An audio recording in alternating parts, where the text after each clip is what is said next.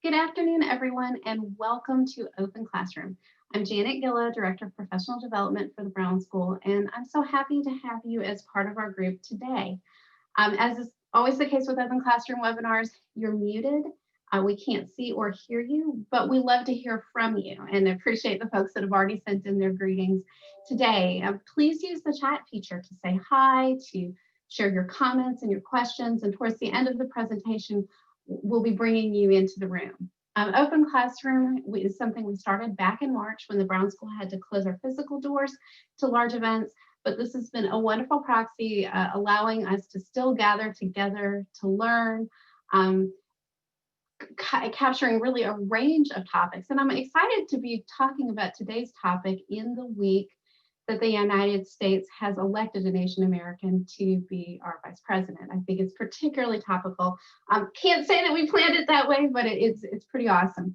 I want to acknowledge my co-host, Cynthia Williams, Assistant Dean for Community Partnerships. Cynthia will be with me in the chat and taking notes of your questions and comments, representing you as the program comes to a close, sharing those with our speaker. So before we talk about today, I just want to give you a little bit of a forecast on what's coming in Open Classroom.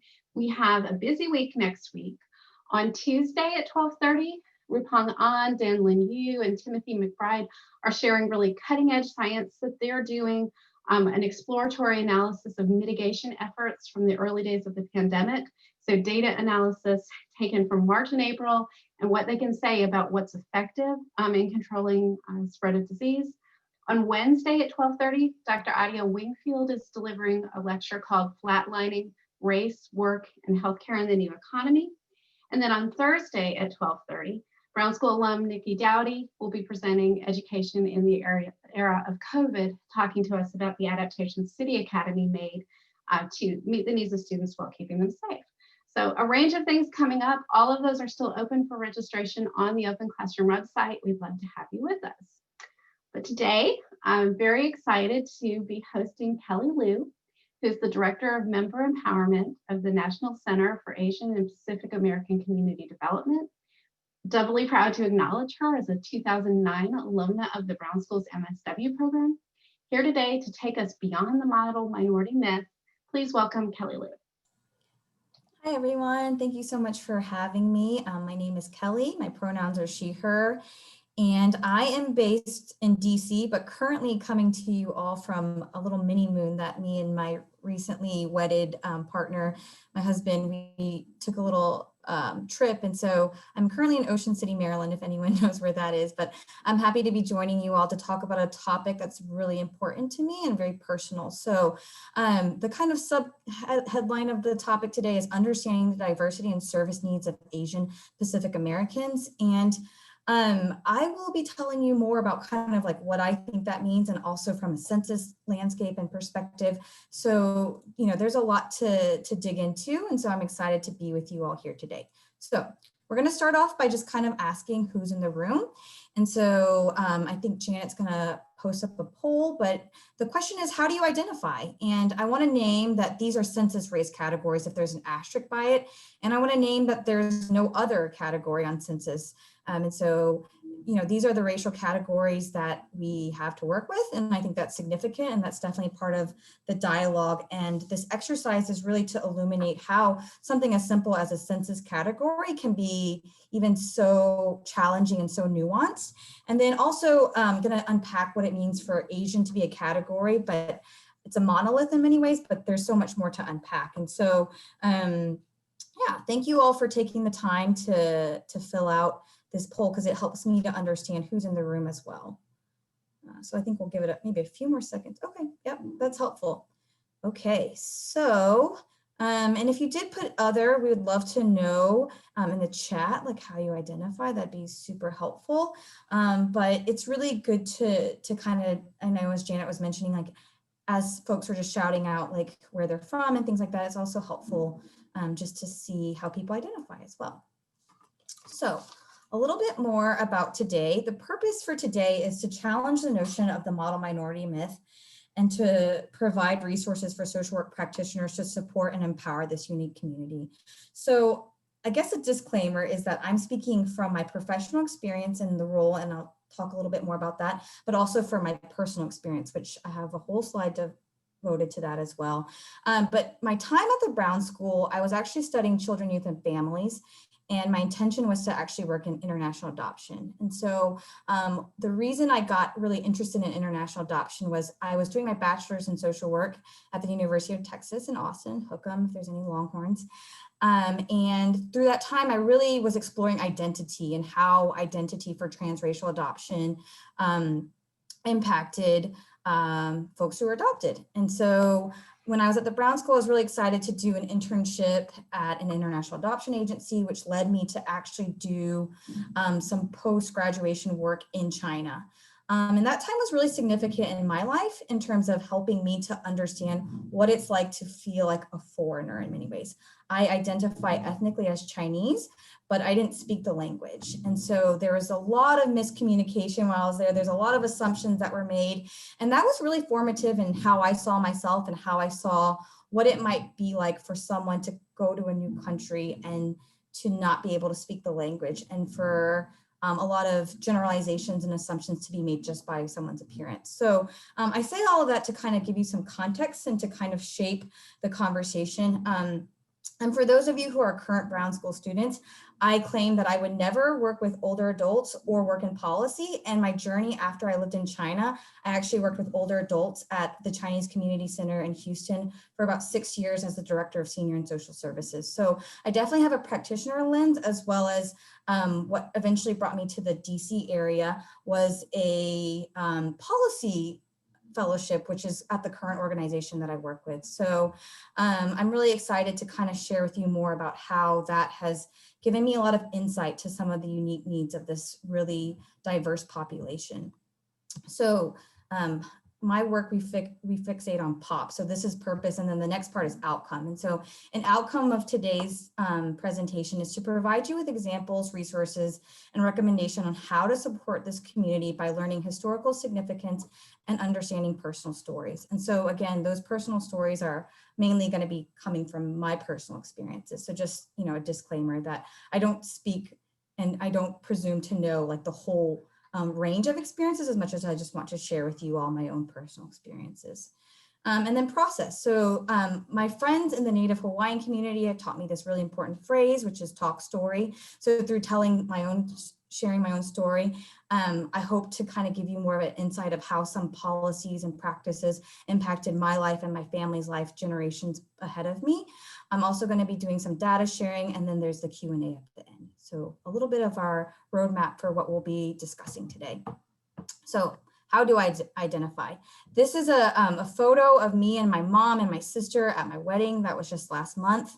I identify as a 3.5 generation Chinese American. And what that means is my grandparents, both on my mom and my dad's side, my grandmothers were born in China and immigrated to the US. But my grandfather on my mom's side came over as a paper son, which I'll explain a little bit more, in the early 1900s.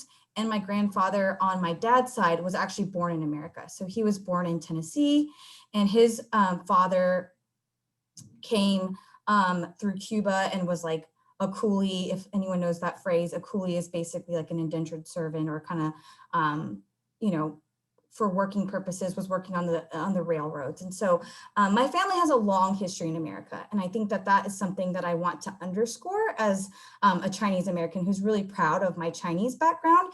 And the reason I chose this picture is because if you'll notice, there's a coin pendant that me and my sister are both wearing, and my mom's wearing it as well. And unfortunately, all my grandparents have passed, but it was a way of me kind of like memorializing them and just really remembering them at my wedding. And so I say all this just to give you a context of like how that has shaped me. I'm also obviously a social worker, and so I graduated from the Brown School in 2009, and I'm a Christian. And I think that's a big part of what also shaped me and my role as a social worker. And so lastly, I just wanted to point out that I put a logo of my organization, and I'm really happy to share with you all about the work that we're doing in coalition. So the organization, it actually stands for Coalition of Asian Pacific American Community Development. And so through my work with National Capacity is how we pronounce it, there's a lot that I want to share with you all today. So let's dig into it. So according to the US Census, going back to our poll earlier, this is the definition of how they classify what Asian means if you were to choose that box. And I hope, many of you did fill out the census earlier this year. And so for me, this definition, it says a person having origins in any of the original of the Far East, Southeast Asia, or the Indian subcontinent, including, for example, Cambodia, China, India, Japan, Korea, Malaysia, Pakistan, the Philippine Islands, Thailand, and Vietnam. And, I want to name that that's not exhaustive per se, like they didn't even mention Taiwan, for example. And so I was connecting with another Brown School alum. I want to give him a shout out, Chris Fan, who did a really good job of just kind of connecting with me. And, he identifies as Taiwanese American. And so what does that mean if you don't even see yourself represented in some of these countries? And so I want to mention that this is limiting, and how for many of you, when you were kind of forced with that poll, I don't know how many of you kind of, for some of you, it might've been just really easy to identify. And for others, perhaps maybe if you're of mixed ethnicity or mixed, race background, what that might mean for you. And so I just want to acknowledge and just welcome everyone in this room, virtual room, for the different backgrounds that are here.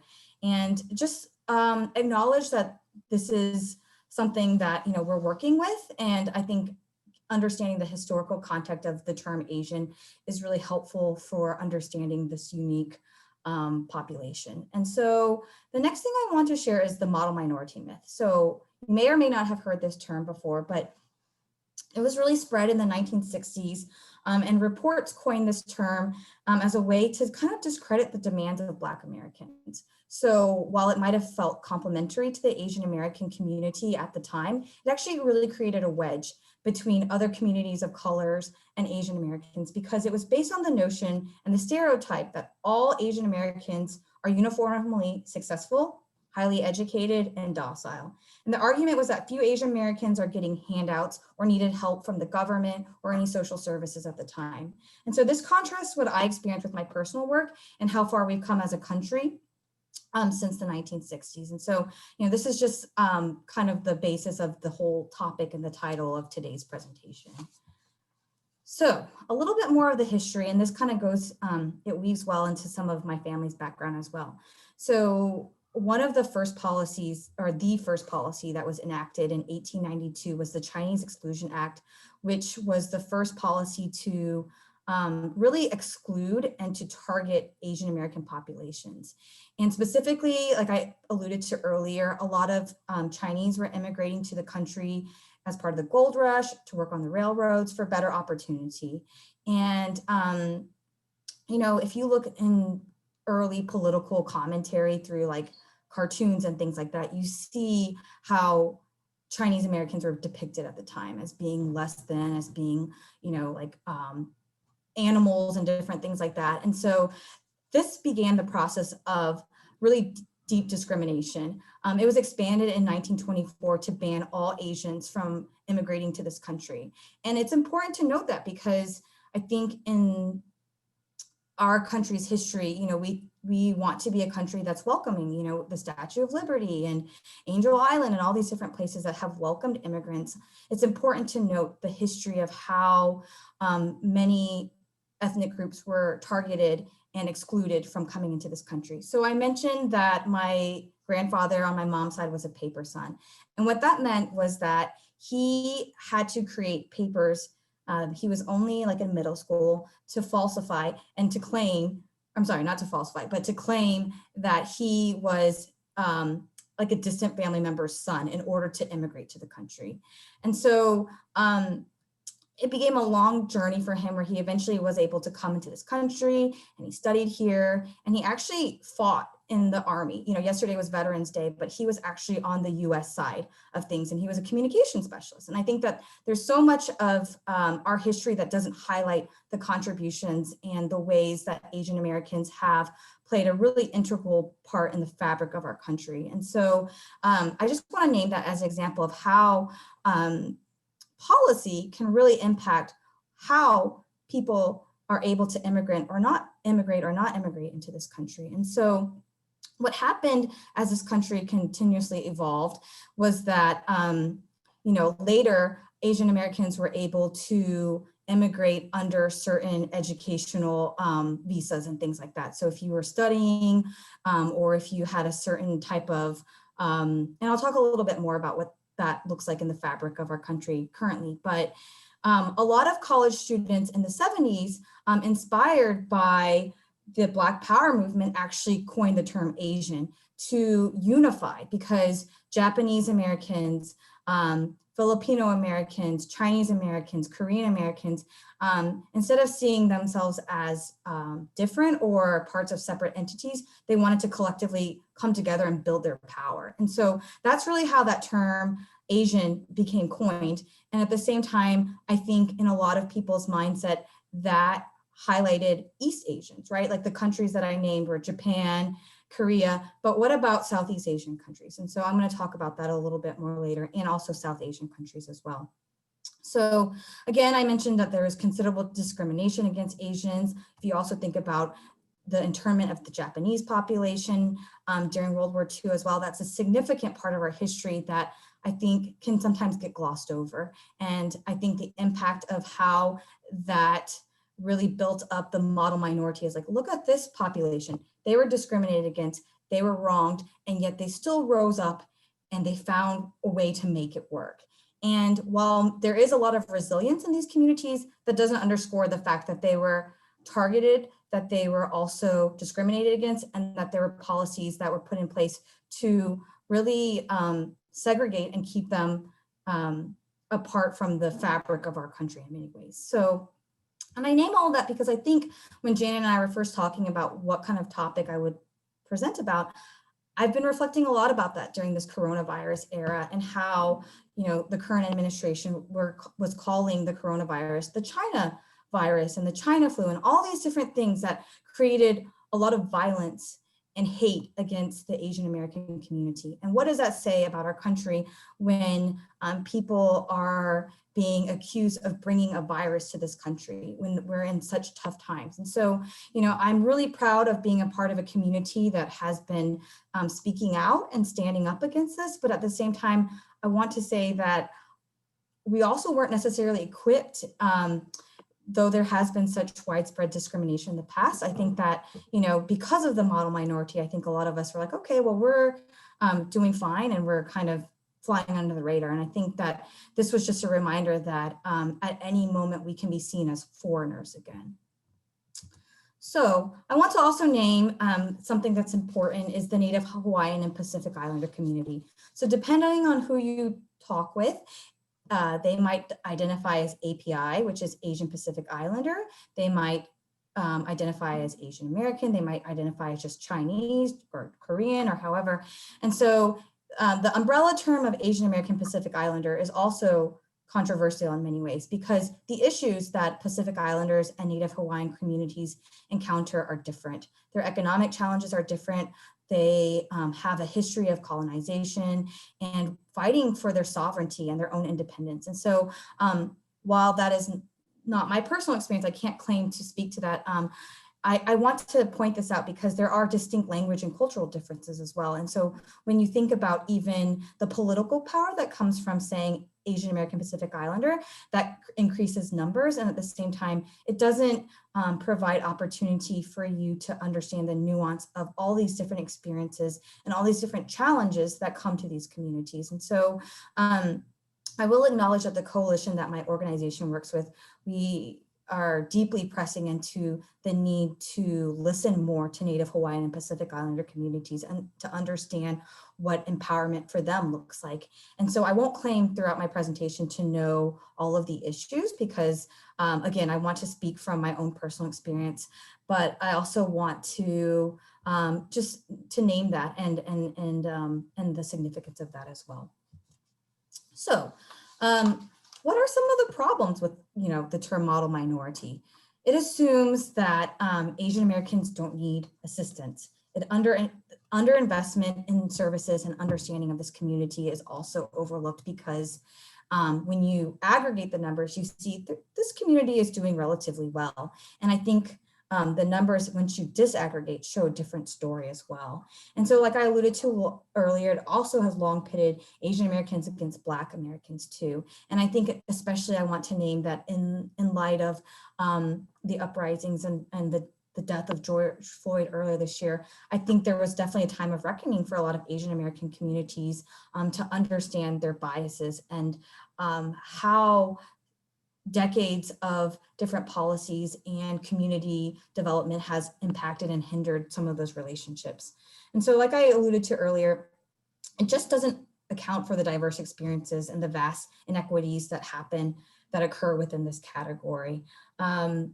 So, you know, I want to name that there's so much to unpack, but these are just some of the things I want to kind of on the surface just begin to highlight. And so to kind of debunk it, I mentioned a lot about data, and that's something that a lot of national organizations like the one I personally work for is really advocating and fighting for on a governmental level and on so many different levels, to think about how to uplift the stories of refugee communities who have more recently come to the United States, you know, specifically thinking of the Burmese community who have come in the last couple of decades, and how a lot of those communities have a lot of challenges with literacy, even like they not knowing how to read or write in their own language.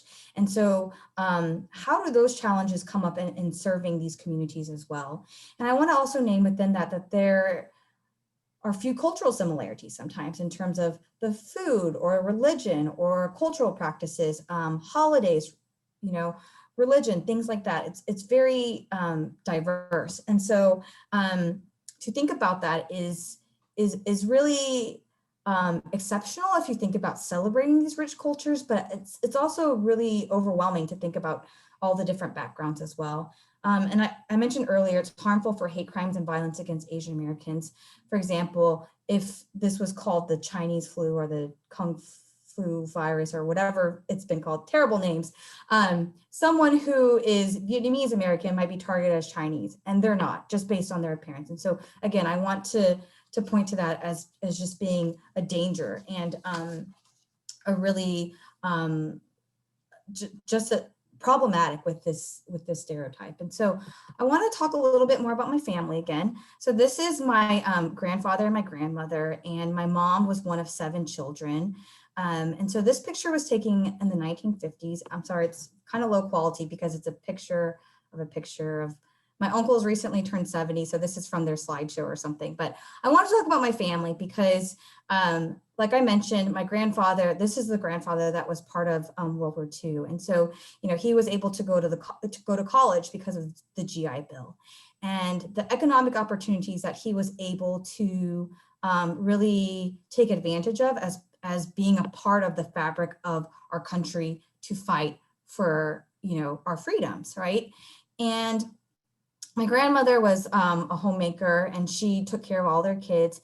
And later, you know, my grandfather opened a grocery store, and he opened a grocery store in an underinvested community in Houston. And that was not uncommon for there to be small businesses like what my grandparents had. You know, a lot of times you might think of dry cleaners or restaurants or different things like that. And I think that is significant because though he had a lot of opportunity in that sense, they were really discriminated against too. My other grandparents on my dad's side, my dad is also one of 7 kids, and his father, who again was born in this country, they had a grocery store, and he was trying to buy a house in a certain part of Houston where I'm from. And if any of you are familiar with the term redlining, he wasn't able to receive a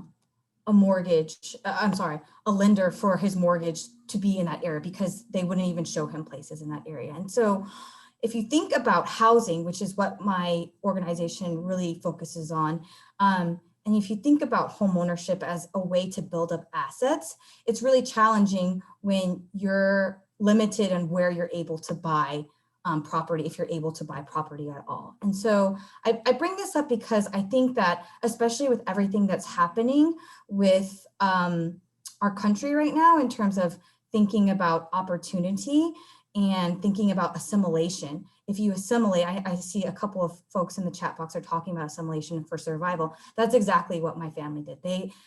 My mom told me this phrase, which still sticks with me. It's a little bit demoralizing, but she told me that she learned when I asked her about the segregation era that she grew up in, like, what water fountain did you get to drink out of? And she said, the white one. And I was like, well, you're not white. And she was like, well, I was taught that white is right, And so it's, again, that notion that if you assimilate, if you try to be like the dominant culture, then, you'll have opportunity and you'll prosper. And so I think that is deeply challenging in this time where our country is increasingly more diverse too. So I just wanted to share a little bit about that to kind of give you a sense of like how that has shaped my understanding of the world and the needs of the community as well. So I told you that I was going to talk about some policies. And so I want to name that the more significant waves of immigration really focused on individuals or families who had high levels of education. So categories of API ethnic groups can often be impacted by that particular policy. So you see high, medium incomes because you're having immigrants who come to this country with higher levels of education, who are getting jobs in different fields like tech or medicine or different things like that, or research. And how does that really frame favoring a professional working class and who is seen as being part of this Asian American umbrella term? And so I have just some, oh no, okay. I'm sorry, I had a snapshot and I guess it's not showing up on this, but I've given Janet my slides, so maybe she can share it with you all later. But basically is a chart that was highlighting that of those who are receiving highly educated professional class working visas, the majority of them are going to Asians from Asia. And so how does that also create nuance when you think about when you think about who is coming to this country and how they're getting to come to this country and what their needs may or may not be. So I'm really sorry about that. And I hope that I have a couple of other data charts and I'm hoping that they'll maybe be able to show later. But as I mentioned earlier, there's tension between this data in that when you disaggregate, you see that there's so much more to it than just what the numbers say. And so I want to also highlight that Asian Americans are the fastest growing group in this country. The number of eligible voters increased from 4.6 million in 2000 to 11.1 million in 2020. And that's significant for a number of reasons. It's significant because of the census and also because of this year's election too. And I also want to name that a lot of Asian Americans who are eligible to vote lived in a lot of those key states where it came down to for the election. And I think that's important because, a lot of Asian Americans are becoming more civically engaged. And I think that's important. A lot of groups that we are working with are really focusing on, GOTV work, get out the vote work. And just, for so many who feel like they're not seen as Americans, like they're not exercising their right to vote, which is part of our democracy and part of what this country is founded on. And so I just want to explain the significance of this growing population and these numbers that really demonstrate the significance of this community. I wanted to also name that for those of you who are familiar with the phrase LEP, limited English proficient, there are huge needs within the API community in terms of their limited English proficient services and access. And so I mentioned to you earlier that I lived in China. And so I just want to kind of spend a second for you to put on your imagination cap and to imagine what it would be like for you as an individual to move to a country where you didn't speak the language. And what is it like to try to get your basic necessities, like going to the grocery store, going to the bank, signing for an apartment lease, like all of these things that were in a different language that you didn't understand and there wasn't English for you anywhere. And how might that make you feel? You know, you can chat it in the chat box if you want, but just like I offer this exercise as a way to really think about how the Asian American community has so many different languages that are represented within these ethnic groups, and the challenges that it comes for service providers, for government, for so many different entities to actually think about that. So someone mentioned feeling lost and lonely, and yeah, that's definitely, thank you, Renita, for putting that in the chat box. And I think that that's, and being vulnerable, and that's definitely something that I noticed when I worked with older adults at the Chinese Community Center. So many of them are vulnerable. So many of them go to banks and they sign documents that they have no idea what it means because they're told to sign it. And could you imagine how much predatory lending and things like that can happen sometimes when there isn't translation for communities, or there isn't someone to advocate, or there isn't someone to walk you through that.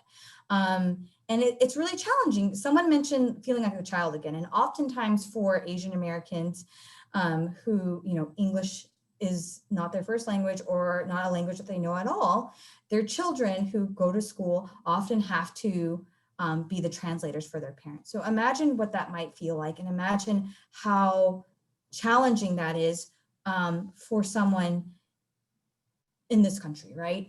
And especially think about how that impacts children. I used to work with some of the children at the Chinese Community Center, and that's an extreme burden. Like they're just trying to like go through school, and imagine not having help with your homework because your parents don't speak the language and they can't understand what your homework is even asking you to do. So I named that because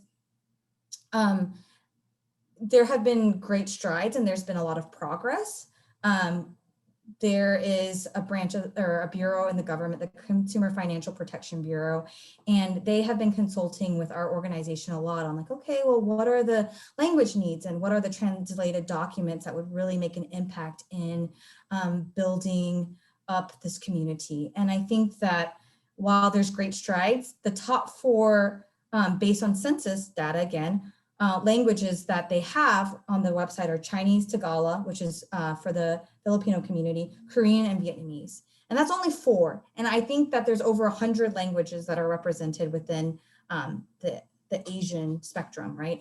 And so we have a long way to go, obviously. And I'm not saying that there should be every single document in every single language. I mean, that would be great if there was, but I think that is a huge challenge for our community. It's also really discriminatory sometimes too, because I think it'll be really interesting to see what this census data shows us, because I think without the numbers and without the data, sometimes a lot of times it is up to us to tell the stories of our communities so that there is progress and there is change that's made. But I just wanted to name that because you know it's really hard, and I appreciate all of you who are chatting in the chat box about how it would make you feel. And there are so many different settings. Like I see Milky is mentioning about, you know, hospitals and healthcare facilities, and I definitely think that some of those places have more of the resources to do it. But imagine being at a social service organization and only, or a school, and only having so much access to translators. So definitely, yeah, appreciate all the commentary going on in the chat box. And quickly to go back to what I was alluding to earlier, the API voter turnout was significant. We're under-engaged in many ways. I think that a lot of times, based on your country's origin or immigration story, I think that that really creates a lot of different notions and fears or opportunities sometimes within that. So I just want to name that, you know, this is a community that is desperately wanting to engage. And I think that what has been so encouraging is finding so many community-based organizations that are receiving funding, often from private foundations, to do that work. And I think that that work is important in order to get more engagement and civic engagement from this community. So I just want to underscore that, because Jana alluded to earlier, you know, last week's election roller coaster was really tumultuous. And I think, you know, talking about high rates of voter turnout, and just for me as an Asian American, being so proud to see that a lot of those numbers were also reflecting an increase in Asian Americans going out to vote. So something that's a little bit heavier to talk about now is trauma. And I just wanted to highlight that there's a lot of trauma in the Asian American and Pacific Islander community. And I won't pretend that I'm an expert on this. And so I'm just going to touch upon the significance of it though, whether that trauma occurred on US soil or in Asia and their countries themselves. You know, we know that there's been significant wars, the Korean War, the Vietnam War, genocide in Cambodia. There has been communism in many countries, which has led for folks to become refugees in this country. 9/11 on our own soil, South Asian communities and Muslims were targeted significantly with hate crimes after that. And so many organizations have formed to really mobilize and to really empower the Asian American community after a lot of these really traumatic incidents happen. And so I want to name that as social workers who might work in mental health or who might come across older generations of Asian Americans who have had significant traumas from their home countries as well too. I want to name the Southeast Asian community. I think there's been a lot of deportation from this country after they were already forced to come to this country because of different reasons. And so, you know, I think that's something that my friends in the Southeast Asian community have been educating me a lot on, is just the huge amount of cases of deportation, of having to go back to countries that they don't identify with at all because they were taken away as babies, or they were hardly there, or they don't have any family members. And so there's significant trauma in that.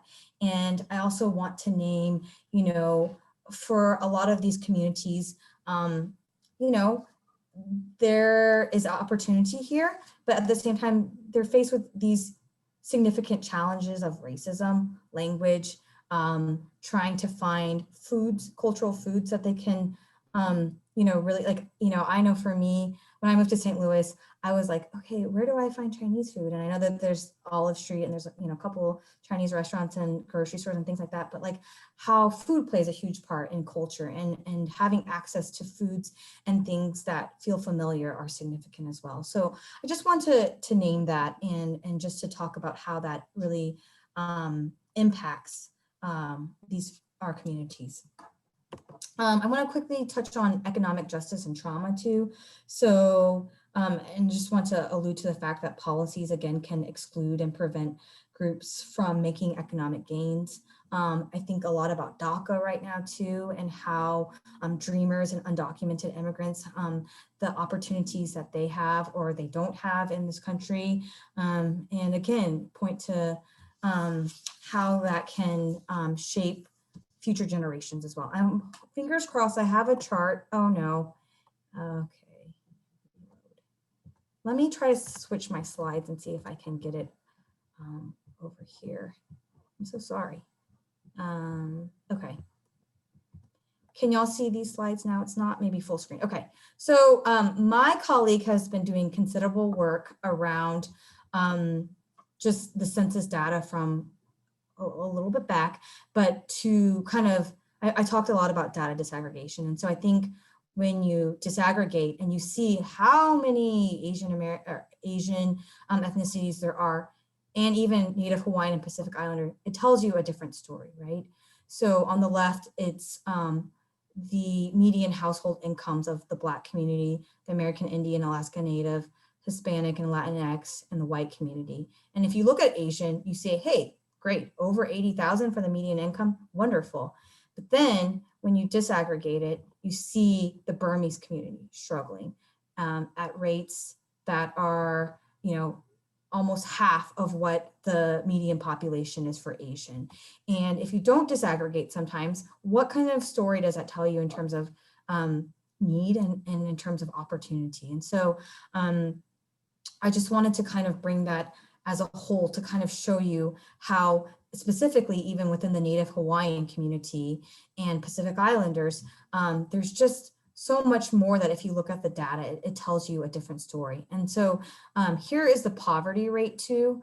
And my colleague is working with a group called Prosperity Now. If some of you may know, we're working on something with them called the racial wealth gap. And so I think we're going to be releasing this full report soon, but it really digs into this more in terms of the data and in terms of like what we can learn from this and how it's impacting opportunities currently and policies. So yeah, it's Prosperity Now and the National Capacity is the organization I'm working on. I saw Angelica had a question. So I just made a couple of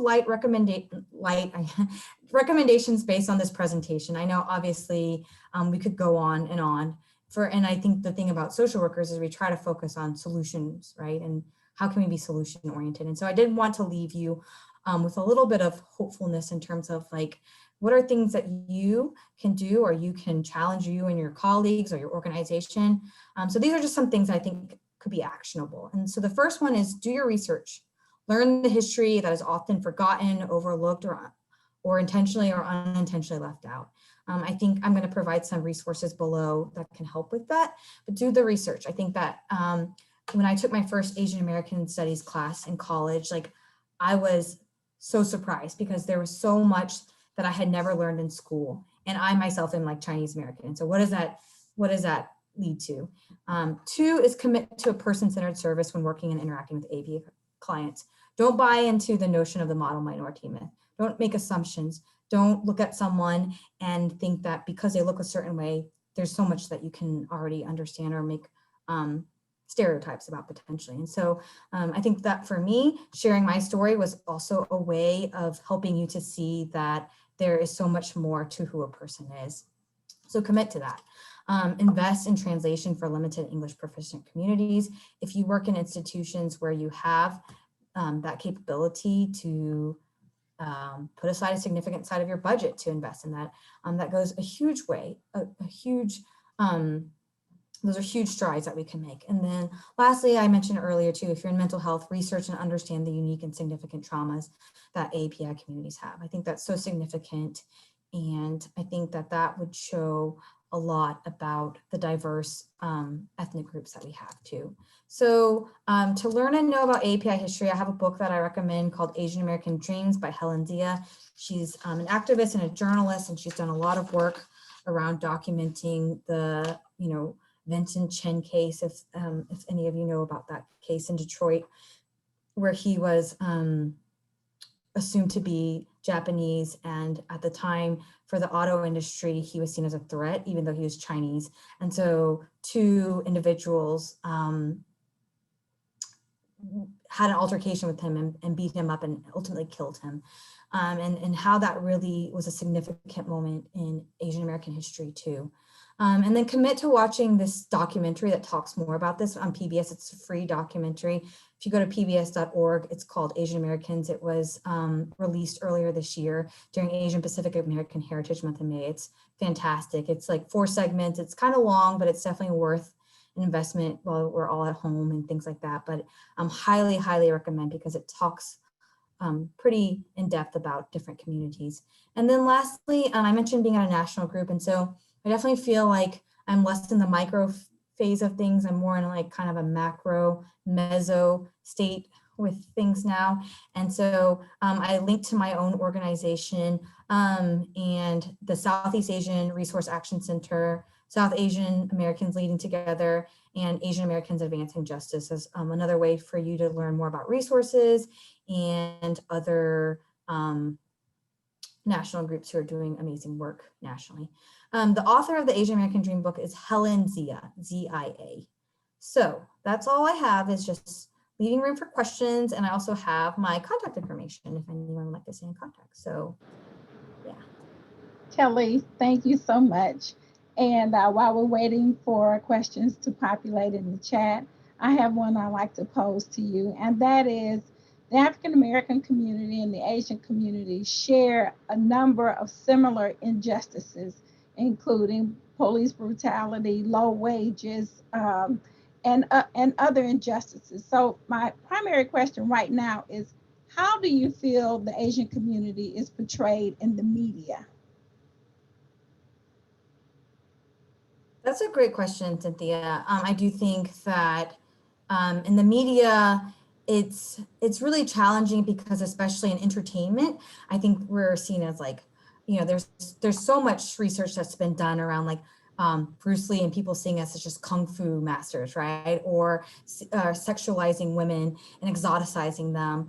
I think the media more recently, I remember in the last election, there was a reporter, I think it was a Fox News reporter, who went around and was interviewing Chinese Americans and asking them who they were going to vote for, and was almost treating it like a farce, and it was like it was comedy.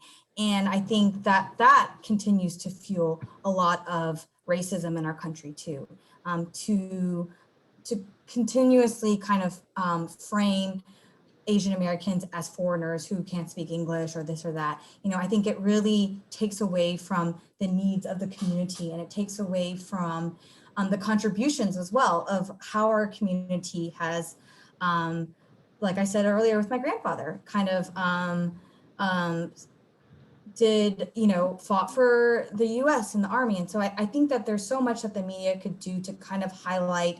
And I think that what I love about this PBS documentary is that it was an opportunity to kind of highlight the significance of the Asian American community in different ways than what's just portrayed by other parts of the media too. So yeah, I don't know, did that help answer, Cynthia, or is there anything more specific? Yes, it did. And there's one question from Bob that I was able to find way up at the top. Oh, he asked if you would mention the war on drugs and how that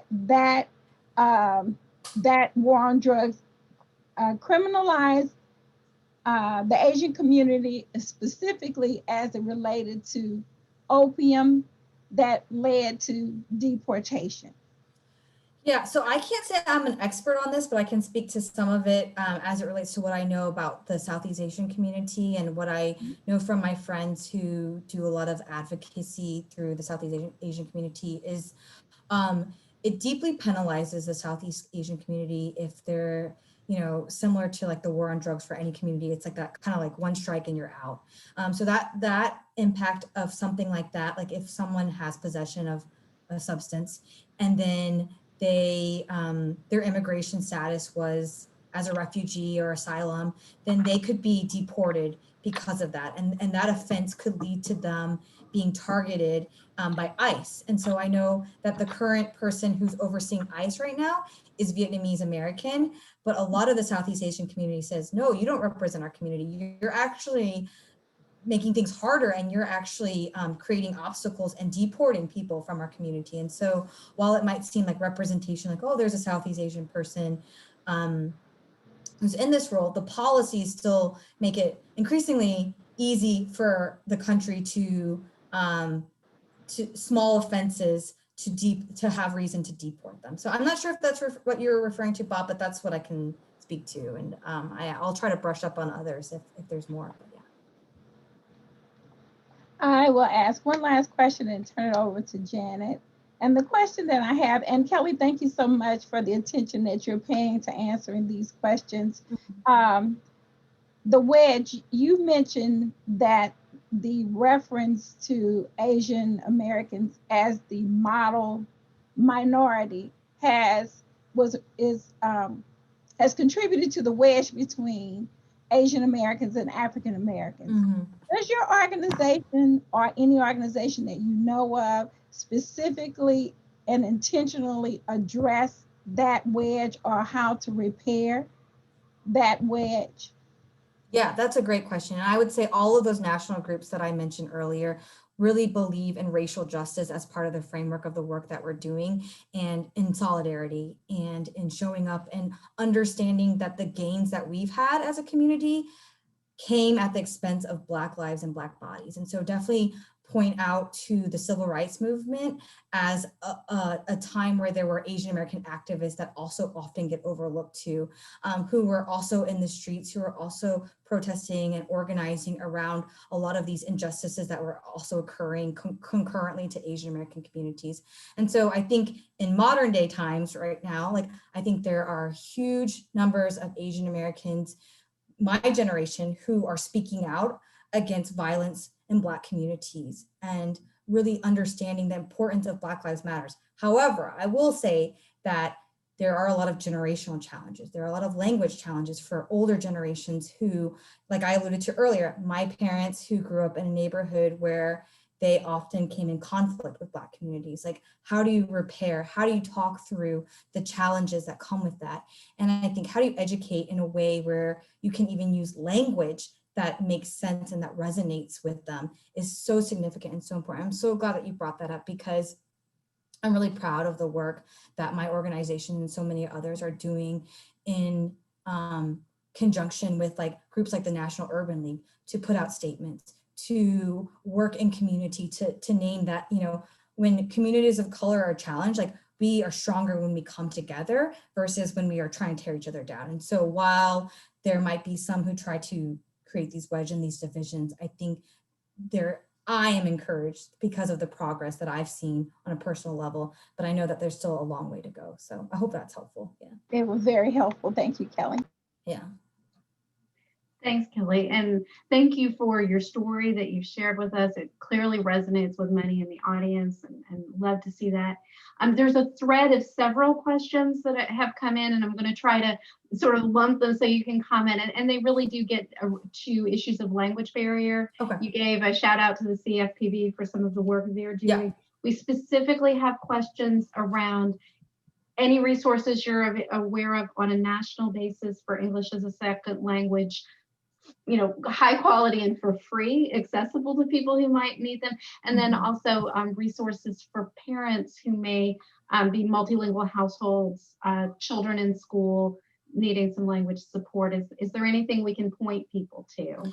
Yeah, that's a great question. You know, I can't say off the top of my head. I could probably definitely do some research, and I'm happy you have my email. You know, I shared it with everyone. If they want to follow up with me, I definitely have great contacts who work in education in different fields that I think would be really helpful for addressing some of those questions. You know, a lot of what I know is related to housing and economic justice right now. And so I do want to bring up the CFPB again, because I do feel like they're a great bureau and a great organization that has helped in terms of thinking about financial coaching and counseling that's really helpful for families. Even college access and savings has some great resources that have been translated.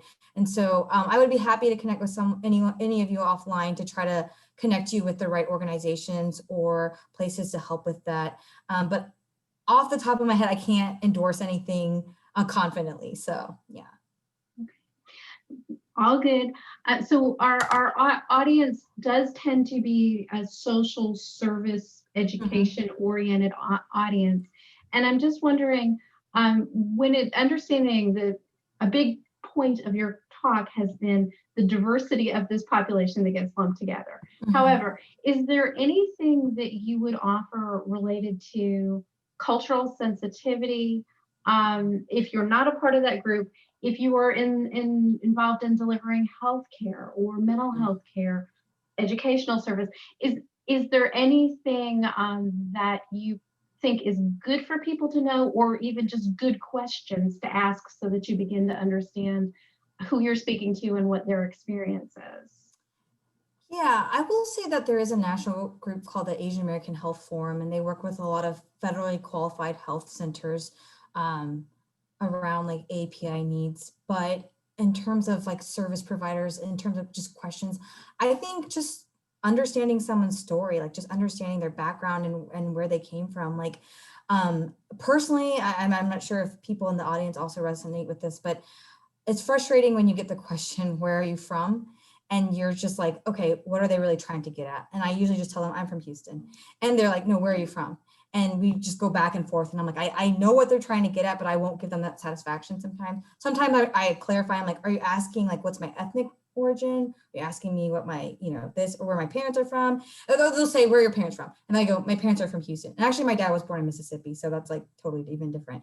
And then they don't seem satisfied then. And so we just keep going and going. And so I think just really seeking to understand, maybe even asking someone like, where were you born? Just something like that can build trust versus where are you from? It already kind of builds a sense of like othering them and kind of creating a sense of, it doesn't build trust, I guess is what I'm trying to allude to. And so, it's starting with that I know that sometimes I definitely understand, like I've been in places where I have, had like 10 clients and you don't have a lot of time to go into someone's story. But I think if you have the opportunity to, that can go a long way, or even just making observations like, hey, I noticed you're wearing this or something, and nothing that you're making assumptions, but you observe and, use your kind of like your 5 senses to like build off of that. And I think that can go a long way. Yeah. So there's a clarifying question in the chat. You had mentioned, and I think that it was in a historical sense, Asian American communities coming into conflict with African American communities. Am I right in remembering that was not in the here and now, but sort of baggage from the past? And just, is there anything else about that you want to share? So I would say, and for those of you who are familiar with the LA riots that started because of the Korean American community coming in conflict with the Black community. Similarly, like I mentioned earlier, that my grandparents owned grocery stores. They were in predominantly Black areas. And so what I meant by that was just, and in the book that I was alluding to earlier, Helen Zia's Asian American Dreams, there's chapters upon chapters of all across the United States, small business owners where there might have been language or cultural misunderstandings between the Black community and the Asian American community, and how that has created conflict in the past, and how a lot of those communities, I want to specifically name the Korean American community, have committed to building bridges and working closely together with Black communities to address the racism that Asian American business owners have often had against Black communities. And so that's kind of what I was referring to. And there's such a rich history all across the nation, not just in Houston, but that's what I was alluding to earlier. So we are nearly at time. The hour always goes so very quick. As kind of a last question, I'd like to ask you, you've referenced several things that have been particularly challenging in the last year or so: racism around the violence, immigration bans, et cetera. But right now, what's giving you hope? If you look forward, what's the good stuff to come? Yeah, I think what's giving me hope is what I mentioned earlier about just voter engagement, voter turnout, and just the Asian American population is growing so vastly. And I think that a large way of how Asian American and Pacific Islander communities invite folks into the culture is through food and through festivals. And I think that there's so many shows on Netflix where if you log on that talk about Asian American food and things like that. And so I think that there's understanding that's built when you try to understand someone's food, and not to like fetish or to, kind of, what's the word I'm looking for? When you're not trying to culturally appropriate, but when you're really trying to understand a culture, when you're really trying to dig in and be curious and things like that, I think that gives me a lot of hope for the future of our country, and just where Asian Americans and Pacific Islanders stand within this tapestry, which sounds really cheesy, but yeah. Great. Well, we are pretty much at time. Is there any sort of last thought that you'd like to take the audience out with? Yeah, like I said, encourage you to look at those resources, the websites, the documentaries. I think there's so much to learn. And even for myself, so much more I need to learn, and just really appreciate the time and the attentiveness of the audience, and just your questions, your comments, your feedback. It's really appreciated. And yeah, this was super fun. I'd love to stay connected with folks in whatever way makes sense. So, yeah. Well, Kelley, really a pleasure to see you again. You got a lot of congratulations from the audience this afternoon. Thank you for sharing the picture as well. It's beautiful of you. Thank you. Your mom and your sister. So yeah. Thank you. Thank you. Thank you. Now go enjoy the rest of your honeymoon. I will. Thank you, everyone. Take care. Stay safe, everybody. Bye-bye. Goodbye.